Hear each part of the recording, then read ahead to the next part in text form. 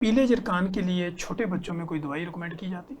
Sir आप इसको categorise कर रहे हैं, जो बिल्कुल न्यूनेटल जॉन्डिस होता है ना, जब भी बच्चा पैदा होता है तो जब वो माँ के पेट में है तो उसकी हीमोग्लोबिन फीटल हीमोग्लोबिन है। सर जब वो पैदा हो गया तो उसकी हीमोग्लोबिन की टाइप चेंज होनी है, ठीक। ए में जाना है, तो वो पुरानी हीमोग्लोबिन ने ब्रेक डाउन करना है और न्यू हीमोग्लोबिन बननी है। हर पैदाइशी बच्चे को किसी को कम किसी को ज़्यादा जॉन्डिस होना ही होना है, जिसको न्यूनेटल जॉन्डिस या फिजियोलॉजिकल जॉन्डिस कहते हैं। इसकी ब्यूटी ये है कि जो सूरज की किरणें हैं जो सुबह सुबह के वक्त की होती हैं, सूरज नज़र आने से पहले की, जब ठीक है। गहरा नीला आसमान होता है, अगर आज की हम टाइम की बात करें तो क्या होगा? ये सुबह फजर से बाद, तकरीबन को 4-5 बजे। ये मैं बताया तो फजर से बाद से लेके सर सूरज निकलने से पहले तक, ठीक है। वो फूटना जिसको ट्विलाइट कहते हैं ना, सूरज नजर आना शुरू हो गया तब तक, बस उस वक्त जब नीला आसमान होता है ना, तो वो रेडिएशन स्किन के साथ जो है ना वो इसको कंजुगेट कर देती हैं और इसको ख़त्म करती हैं। ऐसी सूरत में लोग गलती क्या करते हैं, बच्चे को पूरा रैप करके लेकर जाते हैं छत पे या रोशनी में, तो बच्चे को लगती नहीं है, ठीक है। जॉन्डिस ख़त्म ही नहीं होता। कुछ लोग ग्लूकोज पिलाना शुरू कर देते हैं। ठीक है। न्यूनेट को ग्लूकोज नहीं पिलाना, कोई दवाई नहीं देनी, उनको लाइट की ज़रूरत है और अपने डॉक्टर को चेक करवाना है, क्योंकि उसके डेज के साथ उसका एक चार्ट आता है, उसके डेज के साथ बिलीरुबिन लेवल देखा जाता है।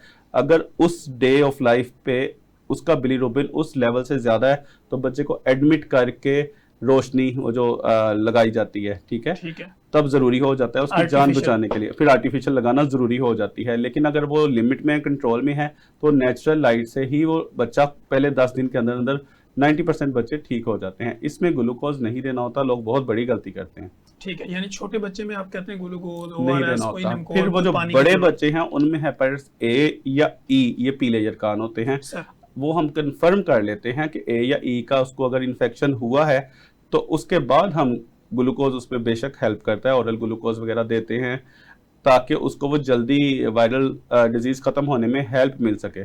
और बी और सी का खैर वो बहुत डिफरेंट ट्रीटमेंट है, वो पहले टेस्टिंग होती है और फिर उसके बाद वो कंफर्म तो पेशेंट टू पेशेंट वेरी करेगा। ठीक है जी। अलिहा, फिजिकल एक्टिविटी की अगर हम बात करें तो how much time do you dedicate to physical activity, आपकी एक्सरसाइज ईच डे? तो वो कितना टाइम आप देती हैं पर डे जिसमें आपकी फिजिकल ग्रूमिंग होती है? 40 minutes. ठीक। Please. क्या Yeah. करती हैं उस 40 मिनट्स में? I love to play football and basketball.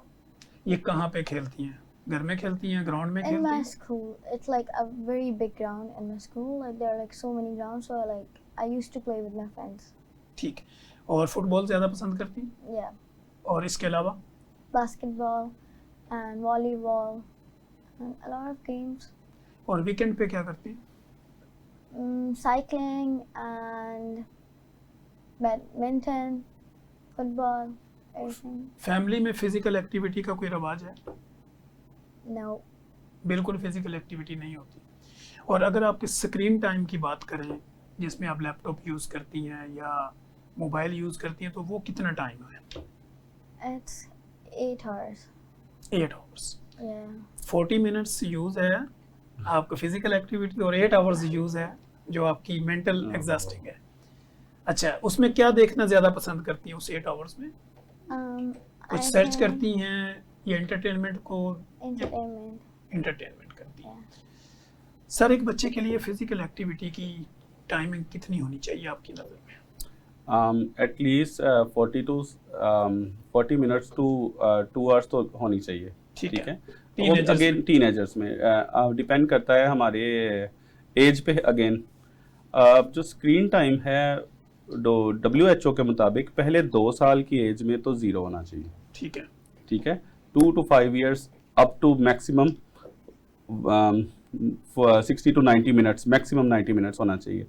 उसके ऊपर भी तक जो हम एडल्ट्स हैं, फिर वो एडल्ट रेंज आ जाती है, वो मैक्सिमम 2 आवर्स इन 24 आवर्स होना चाहिए। ठीक है। इसमें सिर्फ मोबाइल में अलहदा नहीं कर रहा, mobile plus laptop plus TV, ठीक है।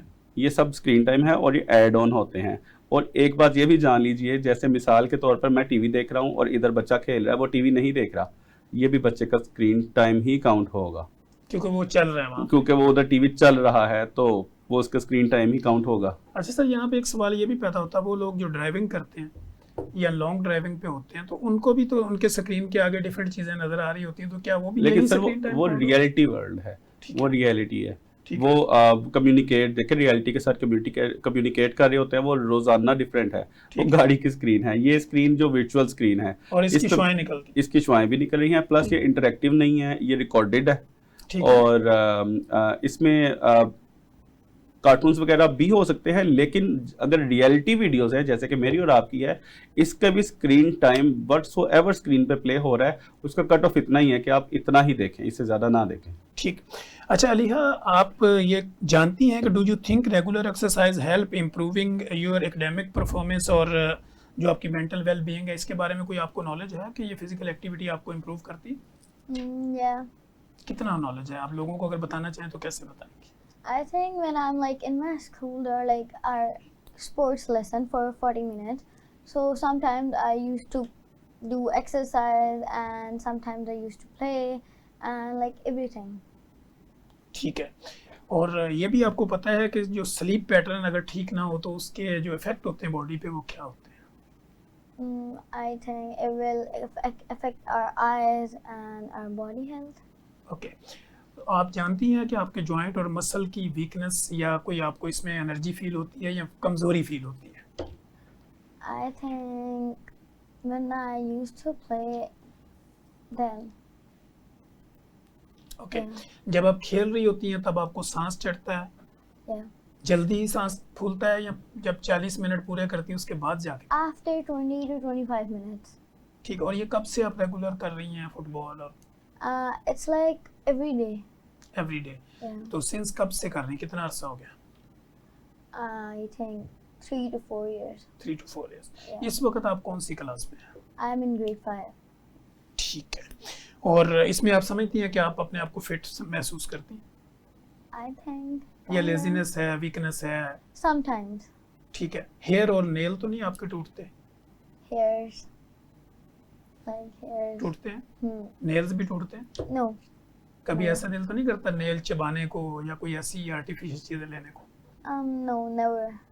सर, अच्छा सर, इस बच्ची का आपने ये पैटर्न देखा, इस दौरान में ये कौन सी ऐसी डेफिशिएंसीज हो सकती हैं जिसमें इनके हेयर, नेल और बॉडी का कलर और बाकी चीज़ें चेंज होती हैं? एक चीज़ इनसे पूछें कि रेड मीट कितना खाती हैं? रेड मीट कितना खाती हैं आप? Mutton, beef, chicken?